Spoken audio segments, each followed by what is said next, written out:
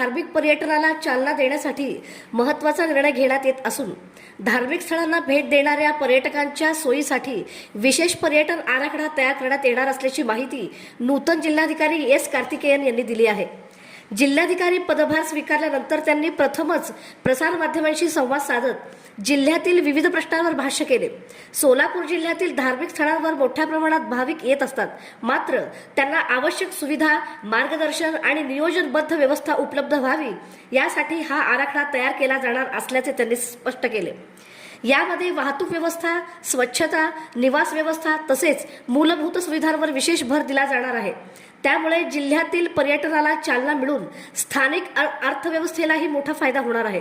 तसेच जिल्ह्यातील प्रलंबित विकास कामे, पाणी टंचाई, रस्ते आणि इतर मूलभूत सुविधांबाबतही त्यांना आढावा घेतला असून लवकरच ठोस निर्णय घेतले जातील असेही त्यांनी सांगितले।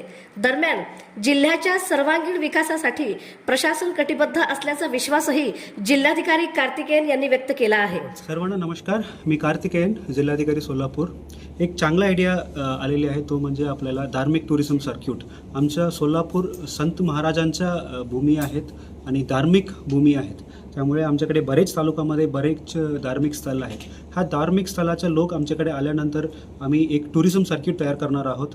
त्या टुरिझम सर्क्यूटमध्ये पहिला दिवस कुठे कुठे आपल्याला व्हिजिट करता येईल, सेकंड डेमध्ये कुठे कुठे आपल्याला व्हिजिट करता येईल आणि याच्यामध्ये सगळं इंटिग्रेटेड करायचे आमचे नियोजन आहे। ते म्हणजे आपल्याला ट्रान्सपोर्टेशन, कोणत्या ट्रान्सपोर्टेशन, काय ट्रान्सपोर्टेशन अवेलेबल आहेत, त्यानंतर तिथे राहण्याच्या काही सुविधा आहेत, ते पूर्ण तयार करून आम्ही एक जे सोलापूरसाठी एक इंटिग्रेटेड टुरिझम सर्क्यूट आम्ही सुरू करायचं नियोजन आम्ही केलेले आहेत। हे पूर्ण झाल्यानंतर मी सर्वांना